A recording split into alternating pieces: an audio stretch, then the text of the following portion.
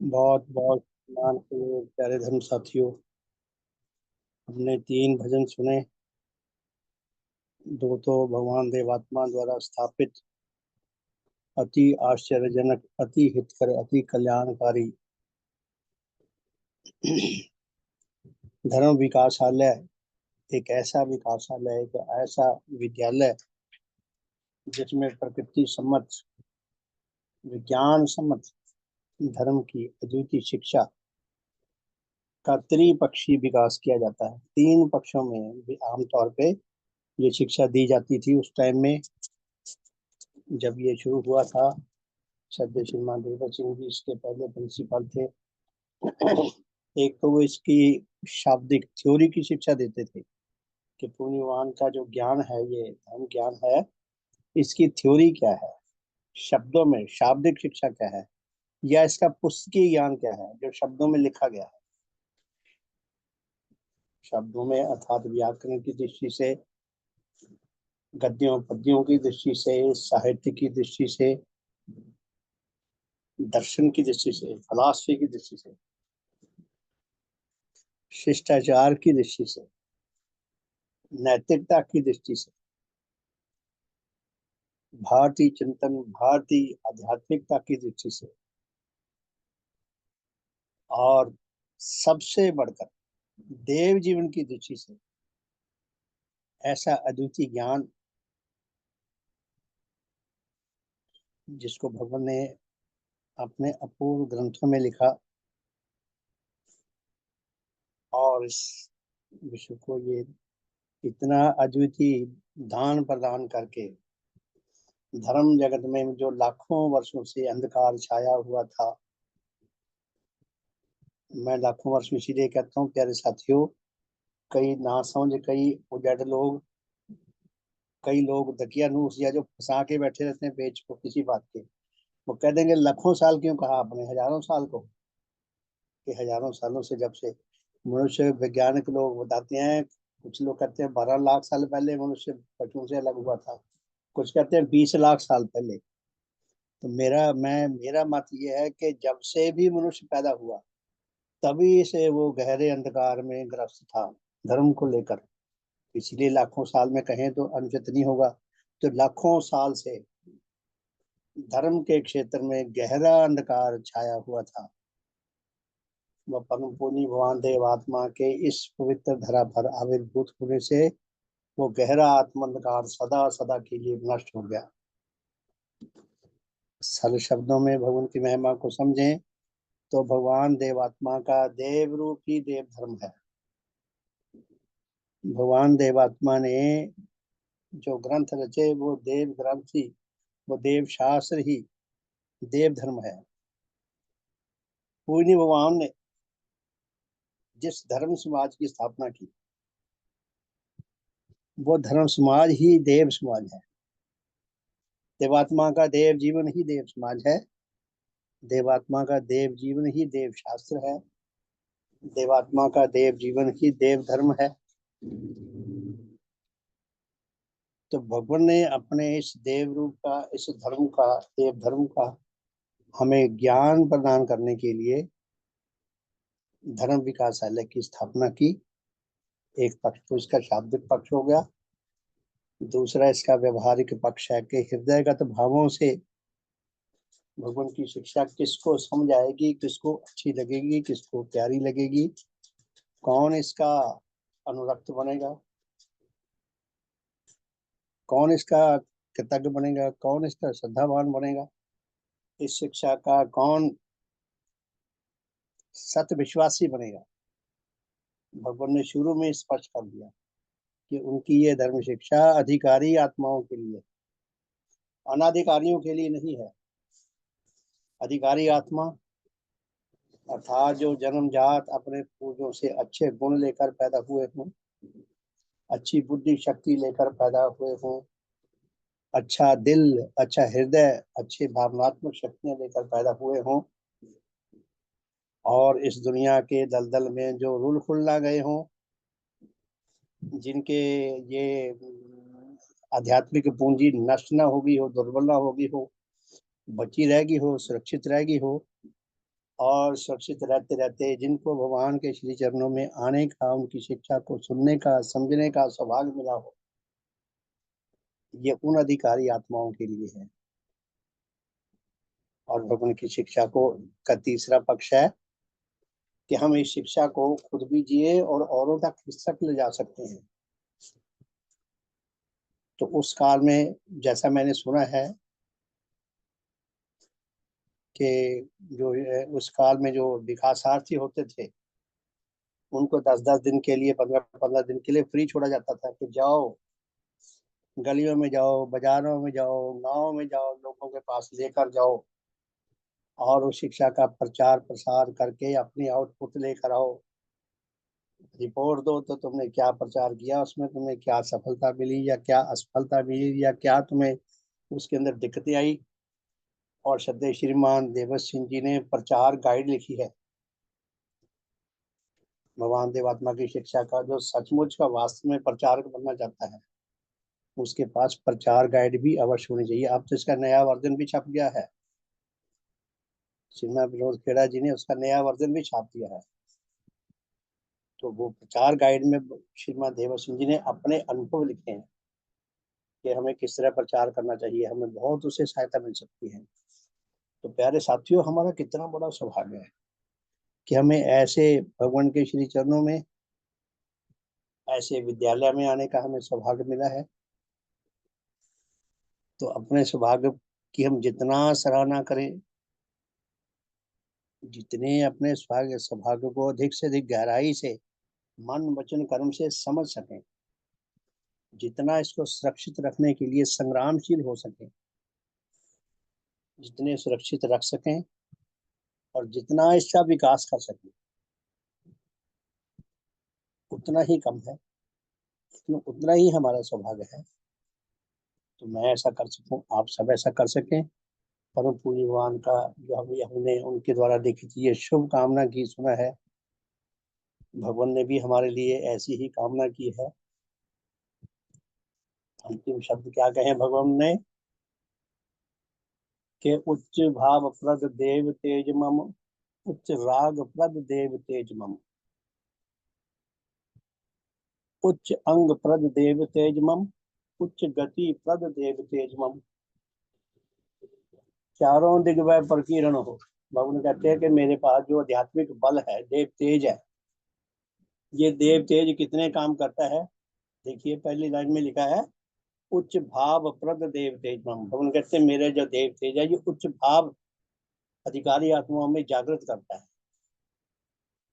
उच्च राग, उच्च आकर्षण जागृत करता है, उच्च अंग जागृत करता है। आत्माओं में उच्च भाव, नए नए भाव पैदा होते हैं, नए नए अंग, नए नए भाव, नए नए विचार, ये आत्मा के अंग है। ये देव तेज, ये आध्यात्मिक बल पैदा करता है और उच्च गति पैदा करता है कि उच्च चिंताएं करने लग जाता है ऐसा व्यक्ति, और उच्च हितकर गतियां करने लग जाता है। तो मेरा भगवान कहते हैं कि मेरा ऐसा देव तेज, ऐसा आध्यात्मिक बल वह चारों ओर फैले और विश्व में जितने भी अधिकारी आत्मा है, वो भगवान के इस आध्यात्मिक बल को पाकर हरे भरे हो सके, प्रस्फुटित हो सके। मुझे एक पुरानी बात याद आ गई। आज से लगभग 30-35 साल पहले मेरे पास एक पुस्तक थी, विज्ञान के चमत्कार, कुछ ऐसा नाम था। उसमें जब अपोलो जो 16 था, कौन सा था जो चांद पे उतरा था, अमेरिका का, जब वो चांद पे उतरा था तो उसने वहां की चांद की मिट्टी को काफी सारी वो लेके आए थे। उसकी कुछ मिट्टी यहाँ भारत में भी भेजी थी, अमेरिका में। मैंने पढ़ा, उसमें खुद पढ़ा मैंने। तो बताया कि उसकी चांद की मिट्टी इतनी जरखेज है, इतनी उपजाऊ है कि भारत में गमलों में पालक लगाया गया, हमारी यहाँ की धरती की मिट्टी पे। और कुछ गमलों पे चांद की मिट्टी को नमक की तरह ऐसे डाला गया जैसे सब्जी में हम नमक डालते हैं, और कुछ में नहीं डाला। जिस गमले में चांद की मिट्टी डाली थी उन पलक के पौधों पे, वो बहुत हरे भरे और बड़े तीखे रंग के पालक उगे, बहुत हरे भरे, बहुत चमकदार पालक उगते। और दूसरों में वो सामान्य जो हमारे धरती पे होता है। ज्ञानी ने बताया कि इतनी चांद की मिट्टी जरखेज है, इतनी उपजाऊ मिट्टी है। तो काश हम भी उस चांद की मिट्टी की तरह उपजाऊ मिट्टी बन सके और भगवान के प्रभावों को पाकर हम भी आगे विकसित हो सकें। तो भगवान ने ऐसी शुभकामना भी की है कि उनका ये जो आध्यात्मिक बल है, देव तेज है, वह चारों ओर फैले और अधिकारी आत्मा जो है वो अपने जीवन के प्रत्येक अंग में, प्रत्येक पक्ष में ज्यादा से ज्यादा विकास लाभ करे। तो बहुत बहुत सम्मान की हो प्यारे तुम साथी हो। आजकल हम देव शास्त्र तीसरा खंड पढ़ रहे हैं, 16वां अध्याय शुरू करते हैं। अगर पहले शुरू कर लिया हो तो कोई बात नहीं, भारत बाद में फिर रिपीट हो जाएगा तो अच्छी बात है, हमारा कुछ ना कुछ लाभ ही होगा। तो 16वां अध्याय है मनुष्य आत्मा की गठन में संस्कार, संग व अभ्यास संबंधी सुख अनुराग। हम मनुष्य आत्माओं की जो गठन है ना, ये बड़ी पेचीदा है, बड़ी जटिल है। मेरे एक ऑफिसर ने मुझे ऑफिस में एक बार कहा था कि तू बड़ा कंट्रोवर्शियल मैन है।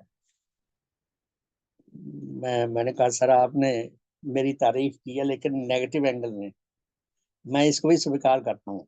यदि आपको लगता हो मैं कंट्रोवर्शियल हूँ तो भगवान तो हमारी कंट्रोवर्सी सारी एंड तसली करा देते हैं कि आओ भाई जितने तुम्हारे पास प्रश्न है ले आओ मेरे पास। हाँ, तुम अधिकारी आत्मा बनना। ऐसा नहीं झगड़ा ही करते रहो, बात बात बस झगड़ा ही ढूंढते रहो, मैंने झगड़ा कैसे करना है ये नहीं, कि तुम्हारे पास जितने प्रश्न है वो सब मैं ऐसे छान दूंगा जैसे ना ऊंट को ना रेत की उसमें क्या कहते हैं जाली में छान देते हैं।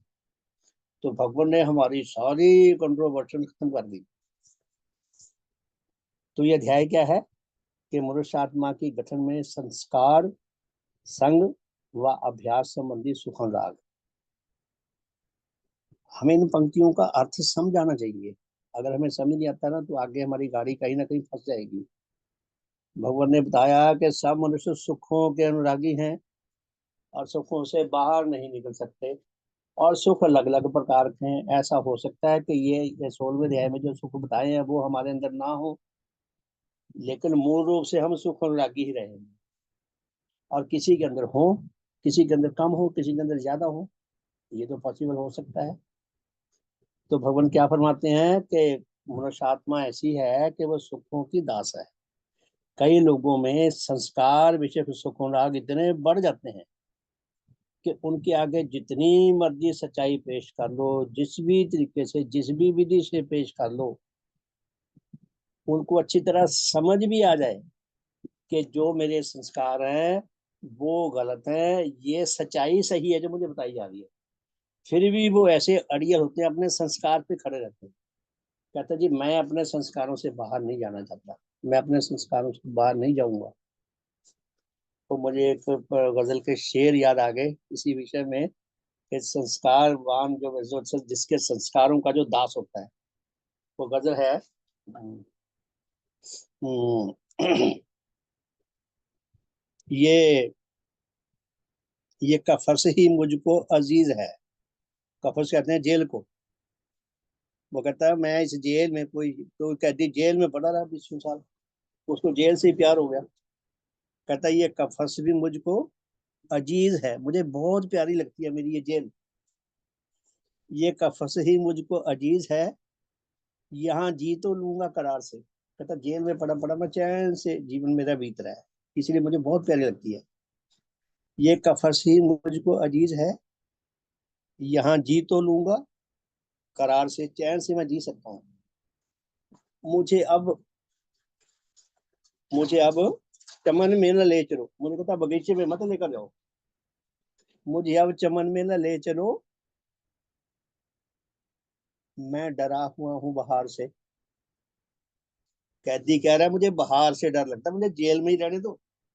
जो संस्कार होते हैं वो ऐसे होते हैं, जो संस्कार का जो दास होता है ना, वो जेल में अपनी में बंद रहना उसको ज्यादा सुखकर लगता है। और खुली हवाओं में, ताजी हवाओं में, सुगंधीमय हवाओं में, जीवन में, अब हवाओं में, अमृतमय हवाओं में उसको जाना अच्छा नहीं लगता। खैर ये काश हमारे अंदर ये दुर्बलता ना हो।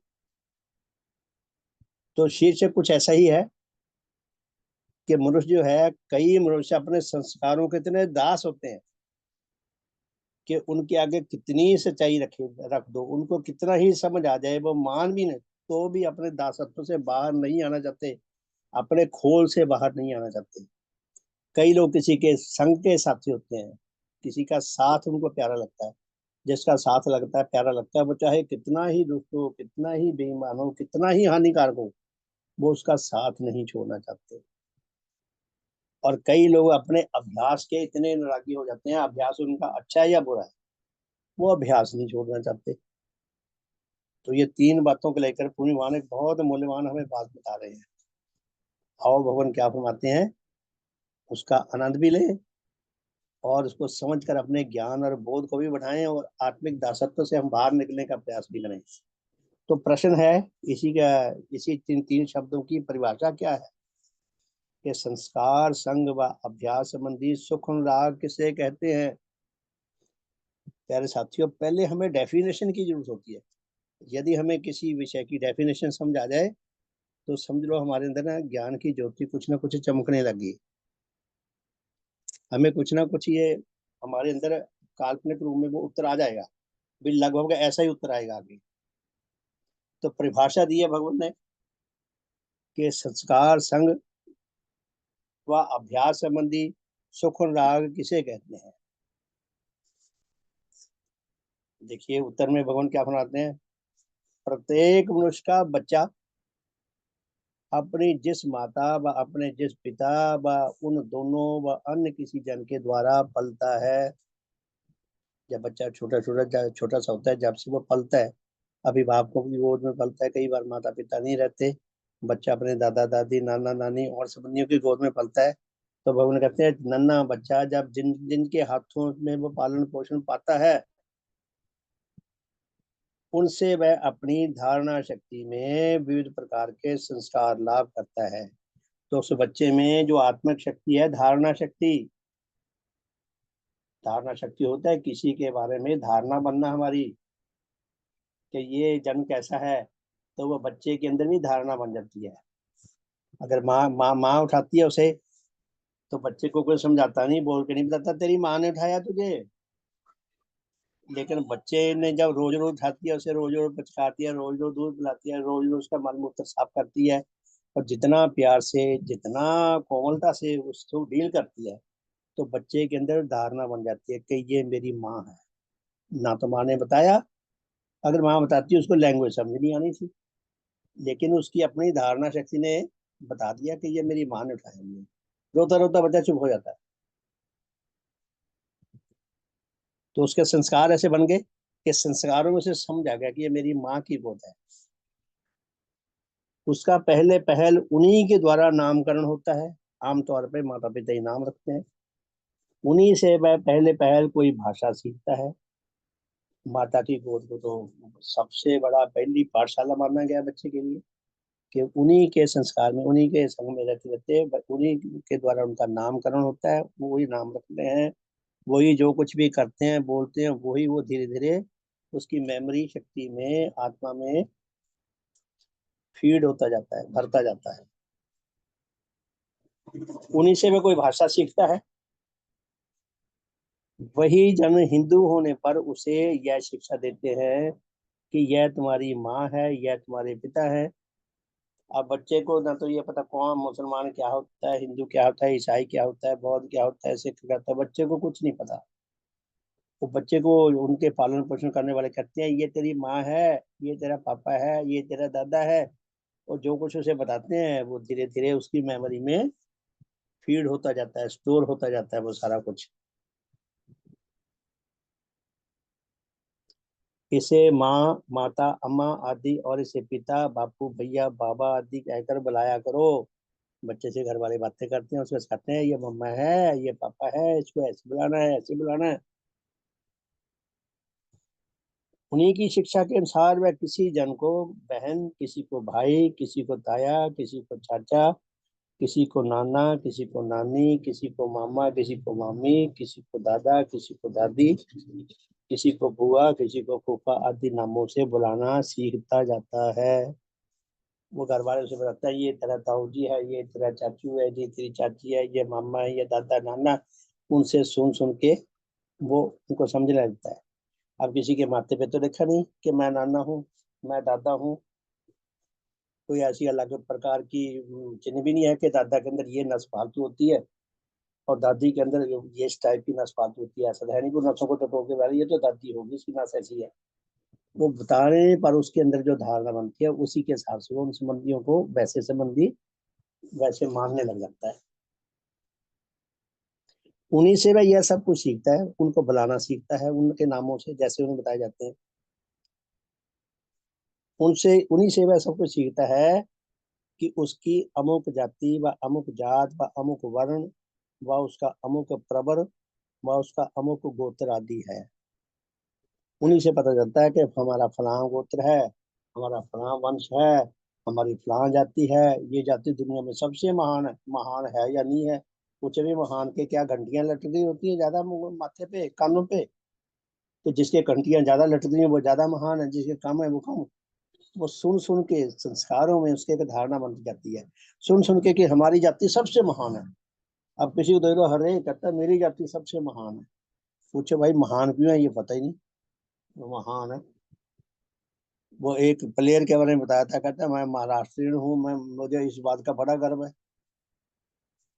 भाई मराठा हो गए तो गर्व वाली क्या बात होगी, पंजाबी हो गए तो गर्व वाली क्या बात होगी, गर्व वाली कोई बात तो बताओ। ये गुण है। मैंने भी लिख दिया था 15 अगस्त को कि मैं मुझे गर्व है, मैं देवात्मा के देश में रहता हूँ। तो पूछे मैं बता तो दूंगा कि देवात्मा कौन है। जिन जो इतने महान व्यक्ति हैं जिनके कारण इस देश का इतना सम्मान बढ़ गया, मुझे इसलिए गर्व है कि इतने महान व्यक्ति के मैं देश में रहता हूँ।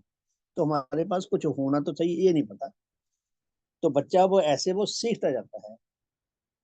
उन्हीं से वह यह सीखता है कि उसकी अमुक जाति व अमुक जात व अमुक वर्ण व उसका अमुक प्रवर व उसका अमुक गोत्रादि है। उन्हीं से वह यह सीखता है कि उसका अमुक धर्म व अमुक मजहब है। मजहब भी उन्हीं से सीखता है कि हमारा ये मजहब है और दुनिया का सबसे महान मजहब है। कुछ महान क्यों है ये पता नहीं। तो भगवान कहते हैं कि वो संस्कार सीखता है। संस्कार झूठे हैं या सच्चे हैं, गलत है या हितकर है या हानिकारक है, ये अगला अलग विषय है। पहले तो ये उसके अंदर संस्कार आए कहाँ से, वहीं से आए।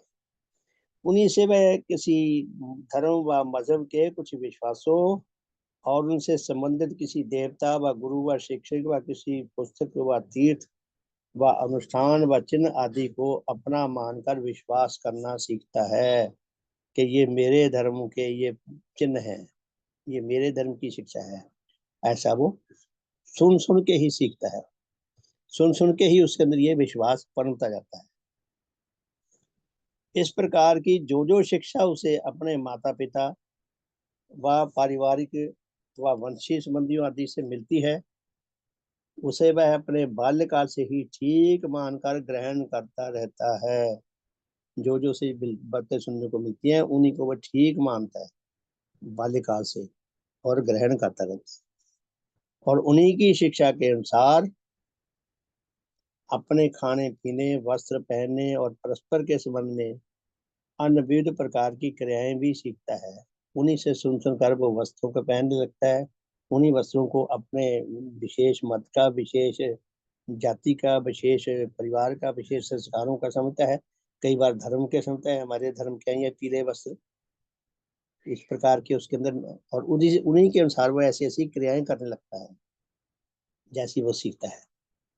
इस प्रकार के नाना विश्वासों के साथ, चाहे वह कैसी ही मिथ्या भी क्यों ना हो, नाना विश्वास जो उसके अंदर पनपते जाते हैं, चाहे उनमें कितने ही गलत हों, मिथ्या मूलक विश्वास भी होंगे। और इस प्रकार की नाना क्रियाओं के साथ, चाहे वह कैसी ही मिथ्या व अनुचित व हानिकारक क्यों ना हो, एक लंबे काल तक जुड़े रहने से वह धीरे धीरे उनका अभ्यासी बनता जाता है। अब देखिए भगवान ने ये नहीं कहा उनका अनुरागी बनता है, आगे अनुरागी भी बनता आएगा। अभी तो लिखा है पहले संस्कार उसके आत्मा में फीड होते रहते हैं, धीरे धीरे वो सुंदर घर बनाते जाते हैं, स्टोर होते रहते हैं। और ये अभ्यास चलते चलते चलते चलते वो उनका अभ्यासी बन जाता है। अभ्यासी आगे के किसी काम को बार बार अगर वो रिपीटली करते हैं तो हमारे अंदर वो उस प्रकार का अभ्यास बन जाता है, ये काम ऐसे करना है। फिर वो अनजाने में भी होता रहता है। तो पुण्यवान कितना प्यार से, जैसे ना माँ सहला सहला के बात समझाती है, भगवान हमें कितनी सरल भाषा में कितने प्यार से बात समझा रहे हैं कि ये अभ्यास कहाँ से आ गया उसके अंदर। अभ्यास ऐसे आए, सुन सुन के वो कर करके ऐसा उनका अभ्यास ही बनते जाता है। इस प्रकार अपने जन्म काल से ही वह जिन जिन लोगों के संग रहता है, उनके संग रहकर उन्हें अपना समझने और वह मानने व विश्वास करने लगता है। धीरे धीरे उसके अंदर ये विश्वास पनपने लगता है कि ये मेरे हैं। और जिनके संग नहीं रहता, उन्हें अपना नहीं किंतु पर व पराया मानने का अभ्यासी बनता है। तो प्यारे साथियों, कि वो अभ्यासी कैसे बनता है, कि उनको अपना मानता है, और जिनके साथ वो नहीं रहता उनको अपना नहीं मानता, ना उनके बनाई हुई बातों को अपना मानता है, किंतु उन्हें पराया मानने का अभ्यासी होता जाता है। यानी कि हम कुछ बातों को अपना मानते हैं, कुछ को हम पराई मानते हैं। प्रत्येक देश के लोगों में यही नियम काम करता है। इस प्रकार इन संस्कारों, संग और अभ्यास से उसके अपने आत्मा में धीरे धीरे उनके प्रति जो हार्दिक लगाव व आकर्षण व अनुराग उत्पन्न होने लगता है, उससे वह सुख अनुभव करता है। अगर उसे अच्छा लगता है तो उसे सुख मिलता है, सुख अनुभव करता है, और धीरे धीरे इस प्रकार के सुखों के साथ बंध जाता है। यही सुख उसके संस्कार, संग व अभ्यास संबंधी सुख अनुराग कहलाते हैं। लगभग 2 पेज में पूरी वहां ने डेफिनेशन दिया है कि संस्कार, संग व अभ्यास संबंधी सुख अनुराग किसे कहते हैं। यदि मुझे अपने ही धर्म मत के लोगों की ड्रेस अच्छी लगती है, उनका पहरावा अच्छा लगता है, वो जिस तरह बातचीत करते हैं, शुभ शुभ शुभ करते हैं, नमस्कार, गुड मॉर्निंग, शुभ शुभ करते हैं, ऐसी बातें करते हैं, अच्छी लगती हैं। खाली ऐसा कहने से शुभ हो या ना हो, नमस्कार कहने से कुछ भला हो या ना हो, मुझे अच्छी लगती हैं। तो वो काहे के लिए अच्छी लगती हैं? वो अच्छी लगती हैं संग के कारण, संस्कारों के कारण और अभ्यास के कारण। तो भगवान कहते हैं वो धीरे धीरे उनके साथ बंधता जाता है और उनका अनुरागी बनता जाता है। अब प्यारे साथियों, भगवान ने ये नहीं बताया कि ये अच्छा है या बुरा, ये आगे चल के पता चलेगा। कि ये जो भगवान ने हमें संस्कार दिए हैं, यदि हमें उनके घर में, उनकी गोद में जन्म लेने का सौभाग्य मिलता, जो भगवान के संग, उनके परिवार में रहकर हमें बातें सुनने को मिलती, जो भगवान के साथ रहते रहते हमारे अभ्यास बनते, वो हमारे लिए अति हितकर, अति कल्याणकारी होते। लेकिन सब अपने अपने माता पिता के घर में जन्मे हैं, और सबके माता पिता सब आधे अधूरे हैं, हम खुद भी आधे अधूरे हैं। इसलिए हमारे संस्कार, हमारे संग और हमारे अभ्यास हर समय इनके आगे क्वेश्चन खड़ा है, प्रश्न चिन्ह खड़ा है कि क्या ये हितकर हैं, कल्याणकारी हैं, अच्छे हैं, तो ये इनके अनुरागी बनना बढ़िया चीज है। अगर ये हानिकारक हैं, या जितने प्रतिशत हानिकारक है उतने त्याज्य हैं। देखते हैं आगे, फिर प्रश्न है, क्या इस प्रकार के सुख रागों से बंध जाने से किसी मनुष्य की कोई हानि होती है? भगवान ने हमें समझाने में लेश मात्र भी कसर नहीं छोड़ी। इतना प्यारे अंदाज में, इतनी सरल भाषा में, इतने सुंदर विधि से हमारा मिथ्यापन, हमारा अंधकार दूर कर रहे हैं भगवान। तो प्रश्न यहाँ पैदा होता है ये डेफिनेशन के बाद, कि क्या इस प्रकार के सुख रागों से बंध जाने से किसी मनुष्य की कोई हानि होती है? कि आप कहना क्या चाहते हैं ये डेफिनेशन देकर, कि सुख रागों से हानि होती है? अब इसका उत्तर जानते हैं, पूरी भगवान क्या फरमाते हैं। भगवान कहते हैं जी हाँ, हानि होती है। ऐसे प्रत्येक जन की वहां तक अवश्य हानि होती है, जहां तक इन संस्कारों व संगों व अभ्यासों के उत्पन्न हो जाने से वह विविध प्रकार के मिथ्या विश्वास सीखता है और उनका पक्षपाती बनता जाता है। यदि कोई इस प्रकार के संग, संस्कार और अभ्यासों का इतना अनुरक्त हो जाता है कि उनका अनुरागी बनकर वो मिथ्या विश्वासी बनता जाता है, उनका पक्षपाती बनता जाता है, तो ऐसे ऐसे संस्कारों का, ऐसे अभ्यासों का, ऐसे संघ का अनुरागी बनना महाहानिकारक है कि उन्होंने मृत्यु के मार्ग पर डाल दिया।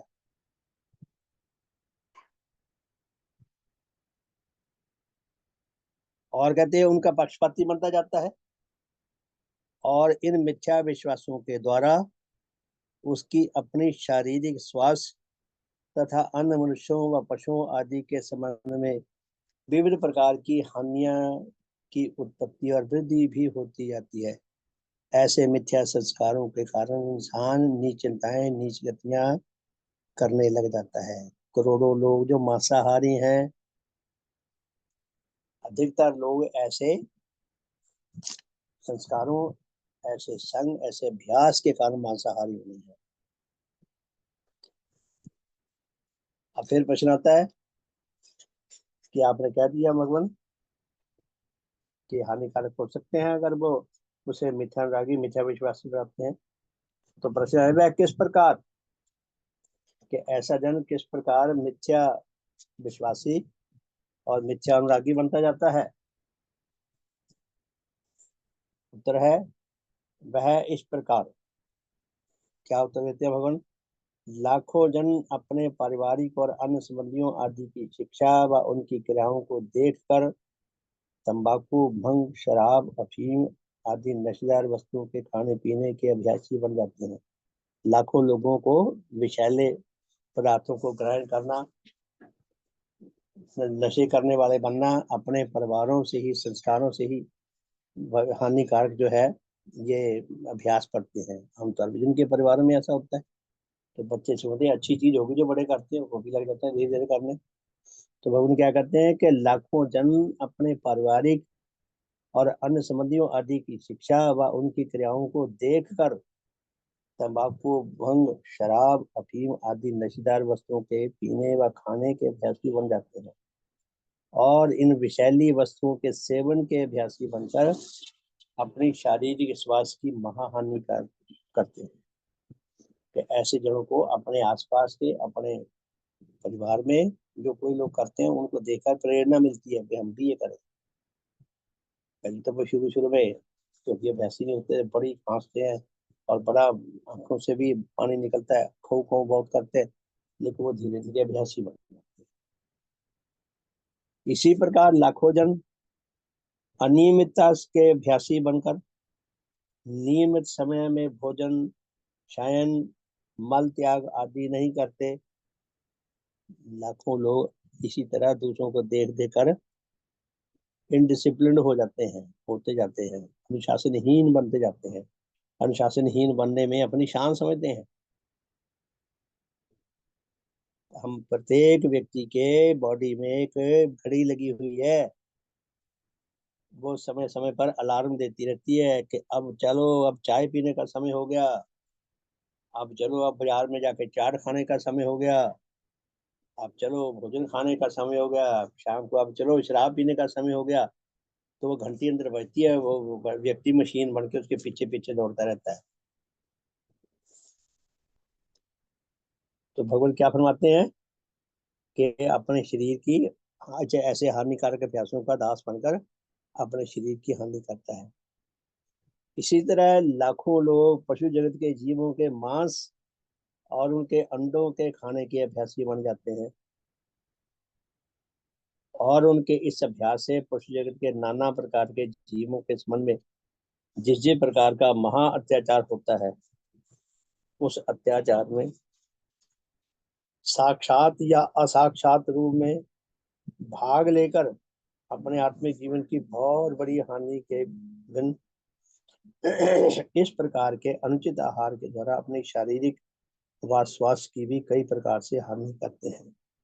मांसाहार बन जाते हैं, अपने आत्मिक गुणों की भी हानि करते हैं, अपने शरीर की भी हानि करते हैं, अपने पैसे की भी हानि करते हैं, कई बार अपने मान सम्मान की भी हानि करते हैं, कई बार अपने बच्चों में भी ये बुराइयां इंजेक्ट कर देते हैं, उनको भी आदी बना देते हैं। तो भगवान क्या कहते हैं कि ऐसे अभ्यास से पशु जगत के नाना प्रकार के जीवों के संबंध में जिस जिस प्रकार का महा अत्याचार होता है, प्यारे साथियों, पशुओं के ऊपर कितना अत्याचार होता है, काश हमें इसका बोध हो जाए। कोई कसाई हमें पकड़ के ले जाए ना बाजार में, जबरदस्ती कहीं मिल जाए कि आज तेरी बाजू बेचनी है, बांह काट के बेचनी है, तब शायद हमें समझ आए कि पशुओं के ऊपर कितना भयानक अत्याचार हो रहा है। हम चाहते हैं कि हमारे ऊपर ऐसा लेश मात्र भी करे, बिल्कुल नहीं चाहते। और मुर्शिद खूब दबा के पशुओं पे करता है। तो क्या फरमाते हैं भगवान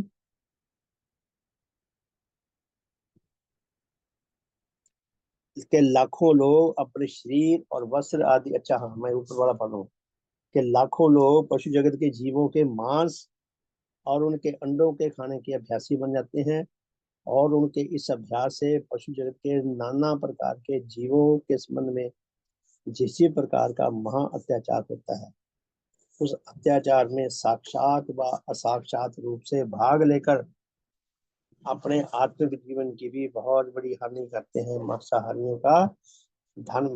देखिए मांसाहार मांस जो है ये बहुत ही कॉस्टली है, अगर मार्केट में पता किया जाए कि 1 किलो मांस लाना हो वो कितने का आएगा, फिर उसको पकाने में कितना मसाला, कितना समय, कितनी गैस फूकेगी, तो और कुल मिला के आउटपुट क्या निकलेगा पता लगता है कि मांस जितना कॉस्टली उतना हानिकारक है। तो भगवान ने खाया बता कहा है कि मांसाहार के आत्मिक गुणों का दोष जो हानि होती है उनको पता ही नहीं। ये भगवान ने बताया है, पहले किसी से नहीं सुनी ये बात। भगवान कहते हैं मांसाहारी जो है वो कृतज्ञ नहीं होता। मांसाहारी जितने भी मांसाहारी जातियां हैं वो सब हिंसक है। कितने देश हैं जिनमें मांसाहार के कारण लोकतंत्र उस रूप में नहीं फला फूला जिस रूप में भारत में फला।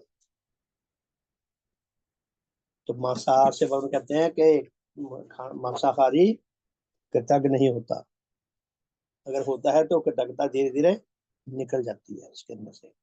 मांसाहारी दयावान नहीं होता, मांसाहारी न्यायप्रिय नहीं होता।